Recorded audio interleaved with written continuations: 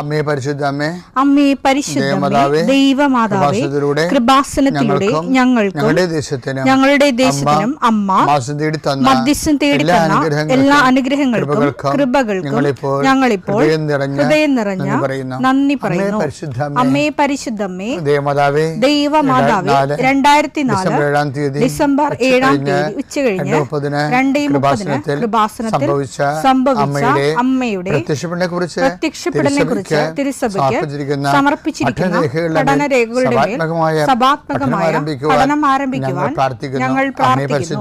അമ്മേ പരിശുദ്ധമേ, ഭൂസ്വർലോകങ്ങളുടെ രാജ്ഞിയായ അങ്ങേയ്ക്ക് ഭൗമ സംരക്ഷണത്തിനായി പ്രപഞ്ചപ്രകൃതിയെ തന്നെ തിരുസഭ പ്രതിഷ്ഠിക്കുവാൻ ഈ പ്രത്യക്ഷീകരണം വഴി ഇടയാക്കണമേ. പരിശുദ്ധമേ, ജപമാല മാതാവേ, സകല കൃപാസനം പ്രാർത്ഥനയോടും ചേർത്ത് ഞങ്ങളിപ്പോൾ പ്രാർത്ഥിക്കുന്ന ഈ കുടുംബത്തിന്റെ പ്രത്യേക നിയോഗം പറ മക്കളെ.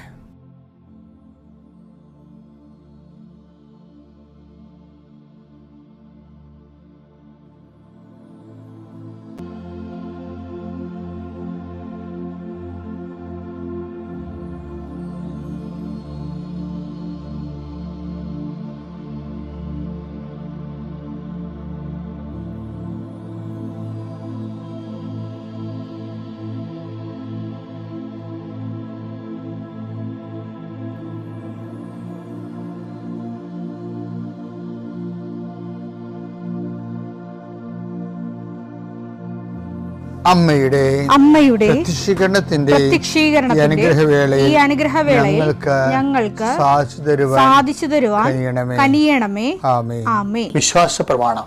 സർവശക്തനായ പിതാവും ആകാശത്തിന്റെയും ഭൂമിയുടെയും സൃഷ്ടാവുമായ ദൈവത്തിൽ ഞാൻ വിശ്വസിക്കുന്നു. അവിടുത്തെ ഏകപുത്രനും ഞങ്ങളുടെ കർത്താവുമായ ഈശോമിശിഹായിലും ഞാൻ വിശ്വസിക്കുന്നു. ഈ പുത്രൻ പരിശുദ്ധാത്മാവിനാൽ ഗർഭസ്ഥനായി കന്യകാമറിയത്തിൽ നിന്ന് പിറന്ന് പൊന്തിയോസ് പീലാത്തോസിന്റെ കാലത്ത് പീഡകൾ സഹിച്ച് കുരിശിൽ തറയ്ക്കപ്പെട്ട് മരിച്ച് അടക്കപ്പെട്ട് പാതാളങ്ങളിൽ ഇറങ്ങി മരിച്ചവരുടെ ഇടയിൽ നിന്ന് 3-ാം നാൾ ഉയർത്ത് സ്വർഗത്തിലേക്ക് എഴുന്നള്ളി സർവശക്തിയുള്ള പിതാവായ ദൈവത്തിന്റെ വലതുഭാഗത്തിരിക്കുന്നു. അവിടെ നിന്ന് ജീവിക്കുന്നവരെയും മരിച്ചവരെയും വിധിക്കുവാൻ വരുമെന്നും ഞാൻ വിശ്വസിക്കുന്നു. പരിശുദ്ധാത്മാവിലും ഞാൻ വിശ്വസിക്കുന്നു. വിശുദ്ധ കത്തോലിക്കാ സഭയിലും പുണ്യവാന്മാരുടെ ഐക്യത്തിലും പാപങ്ങളുടെ മോചനത്തിലും ശരീരത്തിന്റെ ഉയർപ്പിലും നിത്യമായ ജീവിതത്തിലും ഞാൻ വിശ്വസിക്കുന്നു. ആമേൻ. സുഖസ്ഥനായ ഞങ്ങളുടെ പിതാവേ, അങ്ങയുടെ നാമം പൂജിതമാകണമേ. അങ്ങയുടെ രാജ്യം വരണമേ. അങ്ങയുടെ തിരുമനസ് സ്വർഗത്തിലെ പോലെ ഭൂമിയിലും ആകണമേ. അന്നു വേണ്ടുന്ന ആഹാരം ഇന്ന് ഞങ്ങൾക്ക് തരണമേ. ഞങ്ങളോട് തെറ്റ് ചെയ്യുന്നവരോട് ഞങ്ങൾ ക്ഷമിക്കുന്നത് പോലെ ഞങ്ങളുടെ തെറ്റുകൾ ഞങ്ങളോടും ക്ഷമിക്കണമേ. ഞങ്ങളെ പ്രലോഭനത്തിൽ ഉൾപ്പെടുത്തരുതേ, തിന്മയിൽ ഞങ്ങൾ രക്ഷിക്കണമേ. ആമേൻ. നന്മ നിറഞ്ഞ മറിയമേ, സ്വസ്തി. കർത്താവ് അങ്ങയുടെ കൂടെ സ്ത്രീകളിൽ അങ്ങ് അനുഗ്രഹിക്കപ്പെട്ടവളാകുന്നു. അങ്ങയുടെ ഉദരത്തിൻ ഫലമായി ഈശോ അനുഗ്രഹിക്കപ്പെട്ടവനാകുന്നു. പരിശുദ്ധ മറിയമേ, തമ്പുരാന്റെ അമ്മേ, പാപികളായ ഞങ്ങൾക്ക് വേണ്ടി ഇപ്പോഴും ഞങ്ങളുടെ മരണസമയത്തും തമ്പുരാനോട് അപേക്ഷിക്കണമേ. ആമേൻ. കർത്താവേ, നിന്റെ ഉന്നതമായ നാമത്തിന് സ്തോത്രം ചെയ്യുന്നു. കർത്താവേ, നിന്റെ വിശുദ്ധ പൗരോഹിത്യത്തെ മഹത്വപ്പെടുത്തണമേ. കർത്താവെ, സഭയിലുള്ള സാന്നിധ്യം പ്രകടമാക്കണമേ. 40 വർഷം ഞാൻ അർപ്പിച്ച കൃപാനയുടെ യോഗ്യതയാണ് കൃപാസന അൾത്താറെ ജീവനോടെ പ്രത്യക്ഷപ്പെട്ട പരിശുദ്ധ അമ്മയുടെ മാധ്യസ്ഥത്തില് ഞാൻ മക്കളെ ആശീർവദിക്കുന്നു. ഈശോയെ, എവിടെയെങ്കിലും യാത്ര ചെയ്യുന്ന മുമ്പ് ഇതൊന്ന് കൂടിയിട്ട് പോണവരുണ്ട്. ഈശോയെ, അവർ മക്കളുടെ ഇന്നത്തെ മുഴുവൻ യാത്രകൾ ഞാൻ അങ്ങേക്ക് ഏൽപ്പിക്കുന്നു. കർത്താവേ, നിത്യവൃത്തിക്ക് വകയില്ലാത്തവരുണ്ട്. എല്ലാ മേഖലകളിലും വിഷമിക്കുന്ന മക്കള്. ഇക്കാലങ്ങളിൽ ഏറ്റവും വലിയ ദുരന്തം ചെറിയവരെ തിരക്കാൻ ഉള്ള സംവിധാനങ്ങൾ പ്രവർത്തനക്ഷമമല്ല എന്നുള്ളതാണ്. ചിലര് പ്രത്യേക ഏജൻസിനെ വെച്ചുകൊണ്ട് ഇവിടെ ദരിദ്രരില്ല, രോഗികളില്ല, ഇവിടെ എല്ലാം ഒന്നാം സ്ഥാനത്തെ കുതിക്കണം എന്നുള്ള ഒരു മിഥ്യാധാരണ വരുത്തിയിട്ട് അതിൻ്റെ പിന്നിൽ ഏറ്റവും ദരിദ്രനെയും ഓരം കെട്ടി കിടക്കുന്നവനെയും അവനെ അഡ്രസ് ചെയ്യാൻ പറ്റാത്തൊരവസ്ഥയിലേക്ക് കൊണ്ടുവന്ന് എത്തിക്കുന്ന ഒരു സാമൂഹ്യമായി അന്ധകാരം നാടിനെ വ്യാപിക്കുന്നുണ്ട് കർത്താവേ. അത് എല്ലായിടത്തും അതുണ്ട്, ഒരിടത്തും ഒരു സ്റ്റേറ്റിലും മാത്രമല്ല. ഈ രാജ്യത്ത് തന്നെ ഇങ്ങനെയുള്ള കുറേ ഏജൻസികൾ ഇരുന്നുകൊണ്ട് മിഥ്യാബോധങ്ങൾ സൃഷ്ടിക്കുന്നുണ്ട്. അതിൻ്റെ ഭാഗമായിട്ട് ജനങ്ങൾ അവലംബമില്ലാതെ ഉഴറുകയും തെറ്റായ തീരുമാനങ്ങൾ കാരണം ഉള്ള തൊഴിലിടങ്ങൾ വരെ അടച്ചു പൂട്ടുന്നതിൻ്റെ ഭീതിയിലിരിക്കുന്നു.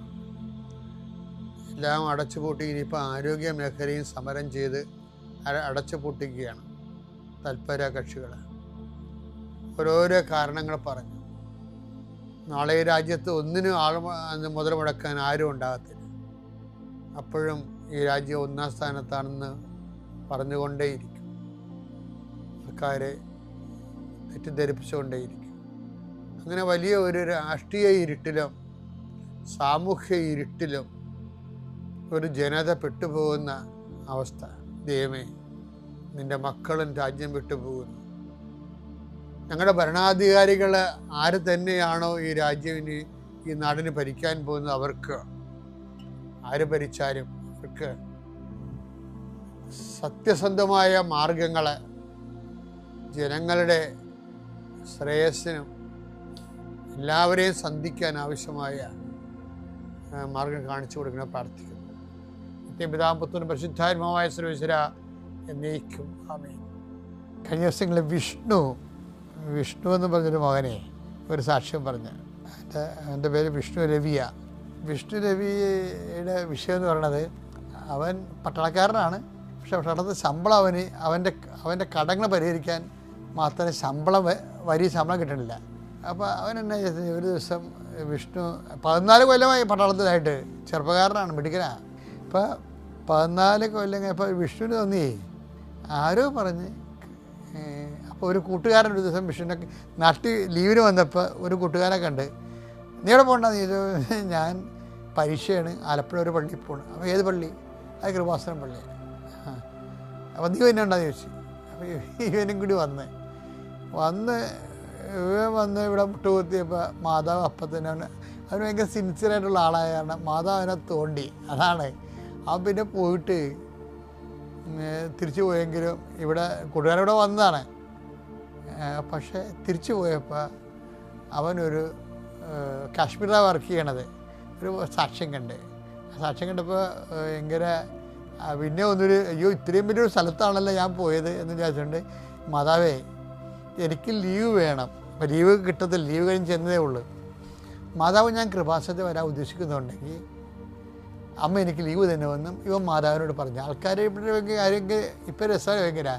ഈ മാതാവായിട്ട് ബന്ധമുള്ള ആൾക്കാർ എപ്പോഴും മാതാവിനോട് ഇങ്ങനെ സംസാരിച്ചുകൊണ്ടിരിക്കും. അപ്പോൾ മാതാവിനോട് പറഞ്ഞ്, ഞാൻ കൃപാസനത്തിൽ വരാൻ ഉദ്ദേശിക്കുന്നുണ്ടെങ്കിൽ എനിക്ക് ലീവ് അനുവദിക്കണമെന്ന് പറഞ്ഞു. എനിക്ക് കിട്ടാറില്ല ശരിക്കും, ഇപ്പോൾ ലീവ് വന്ന് പോയതല്ലേ ഉള്ളു. അപ്പോൾ എന്നിട്ട് അതിന് പകരം ഞാൻ അവൻ ഉടമ്പടിക്ക് മുമ്പ് ഒരു പ്രീ കവനൻ്റ് ചെയ്ത് അമ്മയുമായിട്ട്, അമ്മ എനിക്ക് ലീവ് തരുമെങ്കിൽ ഞാൻ കൃപാസനത്തിൽ എത്തണ വരെ മീനും ഇറച്ചിയും ഉപയോഗിക്കത്തില്ലെന്ന് പറഞ്ഞു. അത് അവൻ്റെ ഒരു ഉടമ്പടിയാണ്. എനിക്ക് ഈ ആൾക്കാർ ചെയ്യണ കാര്യങ്ങളെ അവർ ഉടമ്പടി എടുത്തിട്ടില്ലൊക്കെ മാതാവുമായിട്ടൊരു ഉടമ്പടിയാണ്. അവന് ഒരു 3 ആഴ്ചയപ്പോൾ തന്നെ ലീവ് അനുഭവിച്ചു. എല്ലാവരും അത്ഭുതപ്പെട്ടു പോയി. അവൻ ഇവിടെ വന്നു, ഉടമ്പടി എടുത്തപ്പോൾ ഞാൻ ഏത് രാജ്യത്ത് പോകണമെന്ന് അമ്മയോട് ചോദിച്ചപ്പോൾ അമ്മ ജർമ്മനി എന്ന് അവൻ്റെ മനസ്സിൽ തോന്നിച്ചു. അമ്മ തോന്നിച്ചാണ് വിചാരിച്ചിട്ട് അവനത് എഴുതി വെച്ച് അവൻ ഉടമ്പടി എടുത്ത്. പക്ഷെ ഉടമ്പടി എടുക്കുമ്പോൾ വിഷ്ണു ചെയ്ത കാര്യമാണ് പ്രശ്നം. വിഷ്ണു ഉടമ്പടി എടുക്കുമ്പോൾ ഉടമ്പടി സീരിയസ് ആണെന്ന് വരുത്താൻ ഇപ്പം ചില ആൾക്കാർ കൃപാസനം വണ്ടി പോണേ എളുപ്പമെന്താന്ന് പറയുന്നില്ലേ, അതൊക്കെ ഉടമ്പടിയല്ലേ. ഇതേ വയ്യായ്മ കൃപാസനത്തിൽ പണി ഉണ്ടാക്കാൻ വന്ന പാർട്ടിയാണത്. പക്ഷെ ഇവൻ അങ്ങനെയല്ലേ, ഇവൻ സത്യസന്ധനാണ്. ഇവൻ ഉടമ്പടി എടുത്ത് എങ്ങനെയാണെന്ന് അറിയാം, 2.5 ദിവസം എടുത്ത് ഈ കോതമംഗലത്തുനിന്ന് കാൽനടയായിട്ടാണ് വന്നിരിക്കണത്. 80 കിലോമീറ്ററുണ്ട്. അവൻ രാത്രി നടക്കണ്.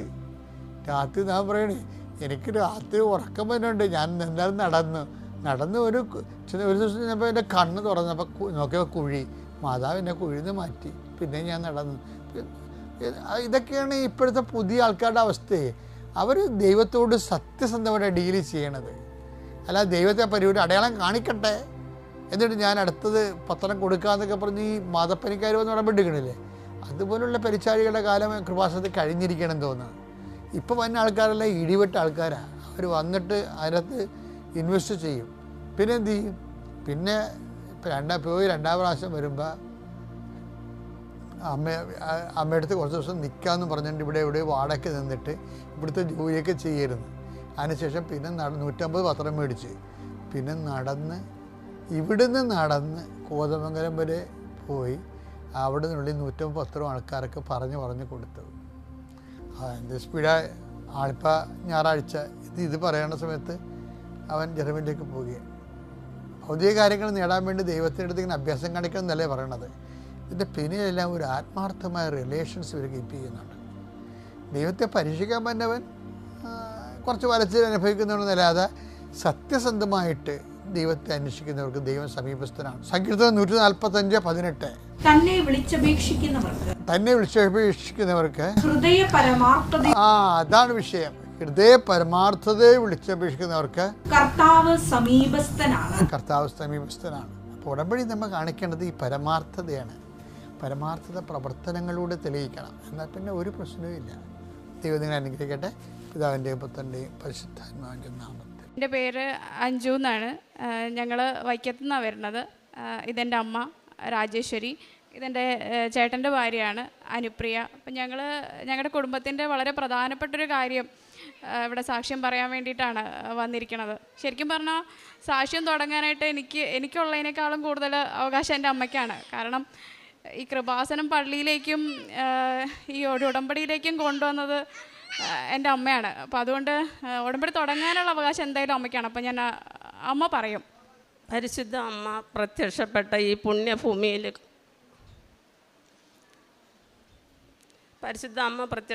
ഈ പുണ്യഭൂമിയിൽ കാലുകുത്താൻ എന്നെ എൻ്റെ കുടുംബത്തെ അനുഗ്രഹിച്ച അമ്മ മാതാവിനും തിരുകുമാരനും കോടാനുകോടി നന്ദി പറയുന്നു. ഞങ്ങൾ ഉടമ്പടി എടുക്കാനുള്ള കാരണം ഇവരാണ് ഉടമ്പടി എടുത്തത്. ഞാൻ ഉടമ്പടി എടുത്തിട്ടില്ല. പക്ഷേ ഞാൻ പ്രാർത്ഥിക്കും. എൻ്റെ മോൻ ജോലിക്ക് വേണ്ടിയിട്ട് 2022 മെയ് മാസം 28 ദുബായിലേക്ക് വിസിറ്റിംഗ് വിസയിൽ പോകുവാണ്. മോനൊരു മെക്കാനിക്കൽ എഞ്ചിനീയറിംഗ് ഡിപ്ലോമ കഴിഞ്ഞ ആളാണ്. 10 വർഷം സൗദിയിൽ ജോലി നോക്കി. അത് കഴിഞ്ഞ് അവൻ്റെ വിവാഹം കഴിഞ്ഞു, പെങ്ങളുടെ വിവാഹമൊക്കെ കഴിച്ചു. വലിയ കുഴപ്പമില്ലാതെ ഞങ്ങളങ്ങനെ ജീവിക്കുവാണ്. പക്ഷേ അമ്മ ഇനി ഞാൻ പോകുന്നില്ല, എനിക്ക് ഒരു സ്വന്തമായിട്ട് നാട്ടിൽ നിന്നാൽ മതി, ഒരു വർക്ക്ഷോപ്പ് തുടങ്ങിയാൽ മതി എന്ന് പറഞ്ഞു. എൻ്റെ മോൻ ഒരു വർക്ക്ഷോപ്പ് തുടങ്ങി. 1.5 വർഷമായപ്പോഴേക്കും ഞങ്ങൾ ആകപ്പാടെ സമാധാനം നഷ്ടപ്പെട്ട നിലയിലെത്തി. കാരണം ഒരുപാട് നഷ്ടങ്ങൾ വന്നു, ഒരുപാട് ബുദ്ധിമുട്ടുകൾ വന്നു. അങ്ങനെ വന്നു കഴിഞ്ഞപ്പോൾ ഞാൻ എൻ്റെ മരുമോനോട് ചോദിച്ചു, മക്കളെ ഇങ്ങനെ പോയാൽ നമ്മൾ എന്ത് ചെയ്യുമെന്ന് ചോദിച്ചു. അപ്പോൾ മരുമോൻ പറഞ്ഞു, അമ്മ വിഷമിക്കണ്ട, എൻ്റെ ഒരു കൂട്ടുകാരൻ ദുബായിലുണ്ട്, ഞാൻ അവനെ വിളിക്കട്ടെ എന്ന് പറഞ്ഞു. വിളിച്ചു. അങ്ങനെയാണ് ഈ മെയ് മാസം 28 എൻ്റെ കൂട്ടം പോണത് ദുബായിലേക്ക്. അവിടെ ചെന്നിട്ടാണെങ്കിൽ കുഞ്ഞിന് ജോലി ആകണില്ല. 3 മാസം ആകാറായി. എനിക്കൊരു സമാധാനവും ഇല്ല. ഞാനൊരു അംഗൻവാടി ടീച്ചറാണ്. 43 വർഷമായി ഞാൻ അംഗൻവാടിയിൽ ജോലി നോക്കുന്നു. എൻ്റെ സ്കൂളിൽ ഒരു ഗവൺമെൻറ് UP സ്കൂളിലാണ് എൻ്റെ അംഗൻവാടി ഇരിക്കുന്നത്. ഞാൻ എന്നും പോകുമ്പോൾ സ്കൂളിനോട് ചേർന്ന് തന്നെ അമലോത്ഭവ മാതാവിൻ്റെ ഒരു കപ്പോളയുണ്ട്. ഞാൻ മാതാവിനെ നോക്കും, ഒന്നും ഞാൻ പറയില്ല. കാരണം എന്താ വെച്ചാൽ എല്ലാം അറിയാവുന്ന ലോകം നിറഞ്ഞ് നിൽക്കണം, അമ്മോട് എന്ത് പറയാൻ, ഞാനൊന്നും പറയൂല. പിന്നെ ഞാൻ മനസ്സിൽ പറയും, ഞാൻ പിഞ്ചു കുഞ്ഞുങ്ങളുമായിട്ട് ഇരിക്കണതാണല്ലോ മാതാവേ എന്ന് മാത്രമേ ഞാൻ ചോദിക്കുകയുള്ളൂ. ഇങ്ങോട്ട് വരുമ്പോഴേ ഞാൻ തിരിഞ്ഞൊന്ന് നോക്കും, ഞാനിങ്ങ് പോരും. അങ്ങനെ പോന്നു. എൻ്റെ മോൻ പോയിട്ട് ഞാൻ രാത്രി ചോറുണ്ടിട്ടില്ല. ഉറക്കം എന്നാന്ന് എനിക്കറിയാൻ പാടില്ല. ഞാൻ ആകെപ്പാടെ വിഷമിച്ച് ഇവള് ജോലി കഴിഞ്ഞ് വരുമ്പോഴേ കുഞ്ഞിനെ ഏൽപ്പിച്ചിട്ട് ഞാൻ പ്രാർത്ഥിച്ച് കയറി കിടക്കും. 12 മണിയാകുമ്പോൾ വീണ്ടും ഞാൻ പ്രാന്തിയെ പോലെ എഴുന്നേറ്റ് ഹാളിലും റൂമിലും ഒക്കെ നടക്കും. ഇവള് വന്നിട്ട് എന്നോട് ചോദിക്കും, എന്താ അമ്മ? ഞാൻ പറയും, എനിക്കൊരു സമാധാനം ഇല്ല, എൻ്റെ മോൻ പോയിട്ട് ഒരു ജോലി ആയില്ലല്ലോ, ഈ കേരള അല്ല ഇന്ത്യ അല്ല, എന്ത് ചെയ്യും, എനിക്കൊരു സമാധാനം ഇല്ലല്ലോ എന്ന് പറയുമ്പോൾ ഇവള് പറയും, 2 ആളും കൂടി വരും, അമ്മ അത് സമാധാനപ്പെടുക, എന്തായാലും ജോലി റെഡിയാകും എന്ന് പറയും. അത് കഴിഞ്ഞ് കുറച്ച് ദിവസം കഴിഞ്ഞപ്പോൾ ഒരു ഓഗസ്റ്റ് 15 കഴിഞ്ഞപ്പം ഞാൻ പഠിപ്പിച്ച് വിട്ട ഒരു കൊച്ചിൻ്റെ അമ്മ എന്നെ 8 മണി കഴിയുമ്പോൾ വിളിക്കുന്നുണ്ട്, ടീച്ചറെ ഞാനിങ്ങോട്ട് വരുവാ. എന്ന് വെച്ചാൽ എന്തിനാ വരുന്നത്? എനിക്ക് ദേഷ്യമാണ്, കൊച്ചിന് ജോലി ആകണില്ല, ഒന്നും ആകണില്ല. അല്ല ടീച്ചറെ ഞാനിങ്ങോട്ട് വരുവാ. എന്തിനാ വരുന്നത്? എനിക്ക് പറ്റും ടീച്ചറെ. വരണ്ട, ഞാൻ ഫോൺ കട്ട് ചെയ്യും. 2 ദിവസം കഴിയുമ്പോൾ വീണ്ടും എന്നെ വിളിക്കും, ടീച്ചറെ ഞാൻ അങ്ങോട്ട് വരുവാ.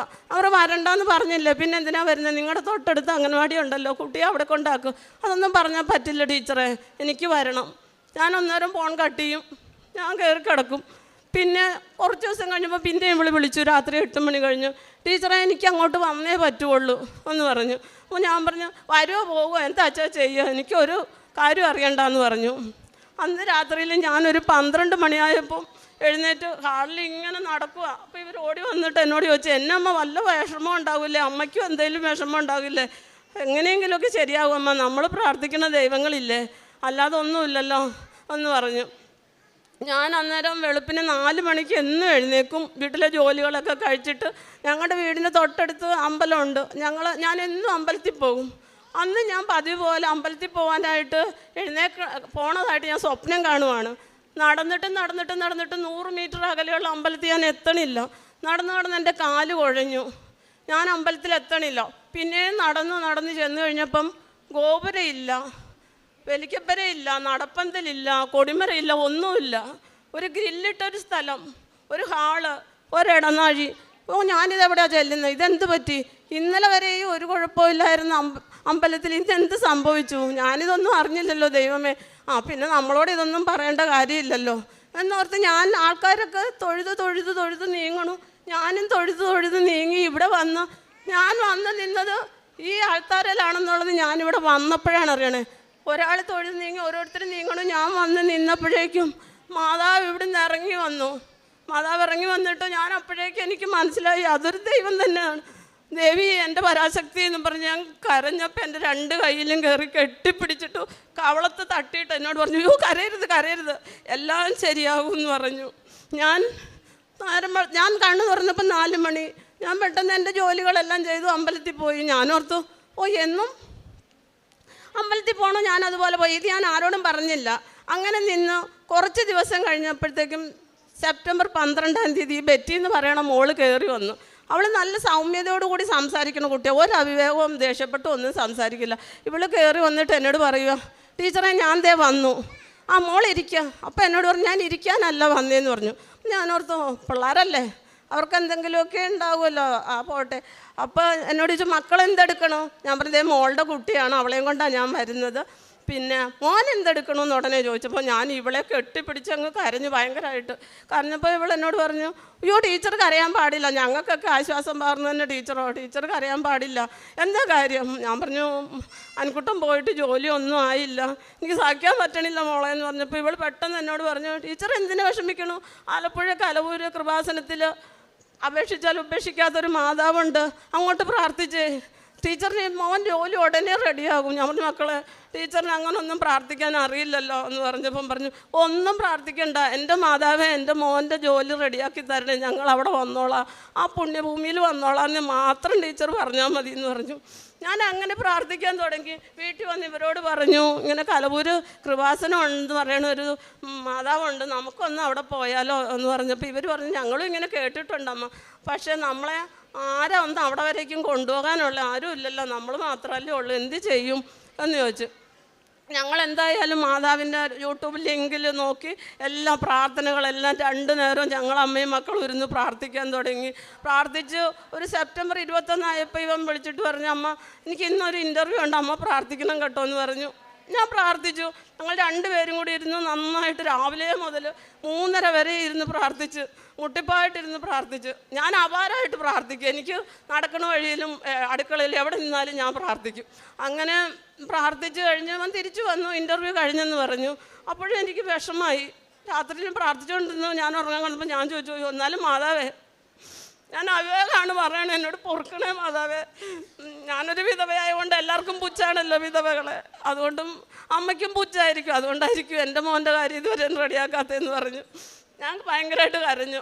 അപ്പോൾ എനിക്ക് എൻ്റെ അരികത്ത് വന്ന് നിന്നിട്ട് പറയുകയാണ്, ഉടമ്പടി എടുക്കുക എന്ന് പറഞ്ഞു. പെട്ടെന്ന് തന്നെ ഞാൻ എഴുന്നേറ്റു. അപ്പോഴും 4 മണി. അടുക്കളയിലെ ജോലികളൊക്കെ ചെയ്തുകൊണ്ടിരുന്നപ്പോൾ മരുമോൾ എണീറ്റ് വന്നപ്പോൾ ഞാൻ അവളോട് പറഞ്ഞു, മക്കളെ ഉടമ്പടി എടുക്കുന്ന ഇങ്ങനെ ഒരു അശരീരി അമ്മ കേട്ടല്ലോ, അയ്യോ അമ്മ ഇപ്പോൾ ആരിയ്ക്കണം നമ്മളെ കലവൂര് വരെ ഒന്ന് കൊണ്ടുപോകാനായിട്ട്, എന്ത് ചെയ്യുമെന്ന് പറഞ്ഞപ്പോൾ ഞാൻ പറഞ്ഞു, മക്കളെ വിഷമിക്കേണ്ട, ഓൺലൈൻ ഉണ്ടെന്ന് പറയുന്നുണ്ടല്ലോ, നമുക്ക് എന്തെങ്കിലും മാതാവ് അനുഗ്രഹിച്ച് അവിടെ ചെല്ലാൻ പറ്റിയ അന്ന് നമുക്ക് തീർത്ഥാടന ഉടമ്പടി എടുക്കാം, മക്കൾ ഇപ്പോൾ ഓൺലൈൻ ഉടമ്പടി എടുക്കുമെന്ന് പറഞ്ഞു. ഞങ്ങൾ ഓൺലൈൻ ഉടമ്പടി എടുത്തു. സെപ്റ്റംബർ 28-ാം തീയതി അവൾ, ഒക്ടോബർ 6-ാം തീയതി എൻ്റെ കുട്ടൻ ഓഫർ ലെറ്റർ വന്നു. ഏതെല്ലാം കമ്പനിയിൽ ഇൻ്റർവ്യൂവിന് പോയോ അവിടുന്ന് എല്ലാമാണ് അവന് ഓഫർ ലെറ്റർ വന്നത്. അപ്പോഴെന്നോട് ചോദിച്ചു, അമ്മ ഞാൻ ഏത് സൈൻ ചെയ്യണം? നിനക്ക് ഇഷ്ടമുള്ളത്, മാതാവ് നിൻ്റെ മനസ്സിൽ എന്ത് തോന്നിക്കണോ അത് നീ സൈൻ ചെയ്യണം, അതാണ് വേണ്ടതെന്ന് പറഞ്ഞു. അങ്ങനെ അവൻ ഓഫർ ലെറ്റർ സൈൻ ചെയ്തു. നവംബർ 7-ാം തീയതി അവൻ ജോലിയിൽ കയറി. നവംബർ 15-ാം തീയതി ഞാനിവിടെ വരുമ്പം ഈ ഫ്രണ്ടിൽ വന്ന് വണ്ടിയിൽ ഇറങ്ങുമ്പം ഞാനിങ്ങനെ അന്തിച്ച് നിൽക്കണം. ഞാൻ സ്വപ്നം കണ്ടത് ഇതായിരുന്നു, ഞാൻ കണ്ടത് ഇവിടെയായിരുന്നു. അപ്പോൾ മാതാവ് എന്നെ ഒന്ന് വിളിച്ചതാണോ അതോ എനിക്കറിയാൻ പാടില്ല. ഞാനിങ്ങോട്ട് നടന്നു വന്നപ്പോൾ ഞാനിങ്ങനെ അന്തിച്ച് അവിടെ നിൽക്കണം ഫ്രണ്ടിൽ തന്നെ. അപ്പോൾ എന്നോടൊരു ബ്രദർ വന്നിട്ട് ചോദിച്ചു, എന്താ അമ്മ ഇവിടെ നിൽക്കുന്നത്, അമ്മ എവിടെ നിന്ന് വരുന്നത്? ഞാൻ പറഞ്ഞു, ഞാൻ വൈക്കത്തുനിന്ന് വരുവാണ്, എനിക്കൊരു മാതാവിനെ കാണണമല്ലോ, ഇവിടെ കടലോളം ജനം, ഞാൻ അങ്ങ് വെളിയിൽ നിൽക്കണം. അമ്മ ഇവിടെ നിന്നോ, കുറച്ച് കഴിയുമ്പോൾ മാതാവിനെ കാണാമെന്ന് പറഞ്ഞു. ഇത് കഴിഞ്ഞു. ഞങ്ങളിവിടെ ആ ബ്രദർ വന്ന് വിളിച്ചു. ഞങ്ങളിവിടെ വന്ന് ഞാൻ മാതാവിനെ കണ്ട്, ഞാനൊന്നും പറയൂല മാതാവിനോട്. എന്താ വെച്ചാൽ എല്ലാം അറിയാവുന്ന നമ്മോട് ഞാനൊന്നും പറയൂല. എന്നെക്കുറിച്ച് അറിയാം, എൻ്റെ കുടുംബത്തെക്കുറിച്ച് സർവ്വതും അറിയാവുന്ന നമ്മോട് എന്ത് പറയാനാ. അങ്ങനെ ഞങ്ങൾ അന്ന് വന്നു. അപ്പം സാക്ഷ്യം പറയാൻ ഇവിടെ ഓഫീസിൽ വന്നപ്പോൾ പറഞ്ഞു, മോൻ വന്നിട്ട് വന്നാൽ മതി. മോൻ വന്നിട്ടുണ്ട്, മരുമോൻ വന്നിട്ടുണ്ട്, അപ്പോൾ എല്ലാം ശരിയാക്കി തരുമെന്ന് മാതാവിനോട് പറഞ്ഞത്.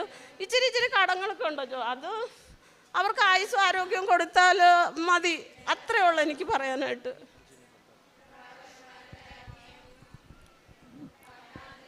ഞങ്ങൾ രണ്ടുപേരും വേറെ വേറെ ഉടമ്പടി എടുത്തിട്ടുണ്ട്. ഇപ്പോൾ ഞാൻ ഉടമ്പടിയിൽ കുറച്ച് നിയോഗങ്ങൾ മാതാവിൻ്റെ അടുത്ത് സമർപ്പിച്ചിട്ടുണ്ടായിരുന്നു. അതിൽ ആദ്യത്തേത് പറയുന്നത് എൻ്റെ ഹസ്ബൻഡിൻ്റെ ഒരു ജോലിയുടെ കാര്യമായിരുന്നു. അത് ഉടമ്പടിയിൽ വെച്ചു. പക്ഷെ ഉടമ്പടിയിൽ വെച്ചിട്ട് കുറച്ച് നാളായിട്ട് ഒന്നും ആയില്ല. ആൾക്ക് 1-2 ഓഫറൊക്കെ വന്നെങ്കിലും അതൊന്നും നമുക്ക് പറ്റുന്നതായിരുന്നില്ല. അതുകൊണ്ട് നമ്മൾ എടുത്തില്ല. അങ്ങനെയായി.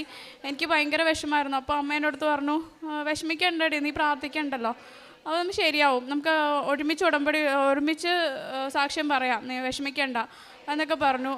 അങ്ങനെ ഇരിക്കുന്ന സമയത്ത് നമുക്ക് ഒരു 10 ലക്ഷം രൂപയുടെ ബാധ്യത ഉണ്ടായിരുന്നു. ബാധ്യതയുള്ള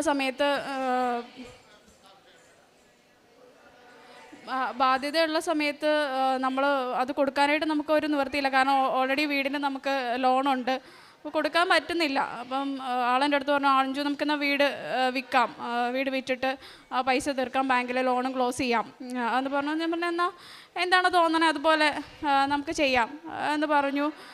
വീട് വിൽക്കാൻ വേണ്ടിയിട്ട് നമ്മൾ ഒരുപാട് ആൾക്കാരോട് പറഞ്ഞു. ആൾക്കാർ വന്ന് നോക്കുന്നുണ്ട്. പക്ഷേ അപ്പോഴും ആ വീട് വിൽക്കുന്നതിന് നമുക്ക് അത്രയ്ക്ക് വിഷമമാണ്. വീട് വിൽക്കാനായിട്ട് നമുക്ക് മനസ്സ് അനുവദിക്കുന്നില്ല.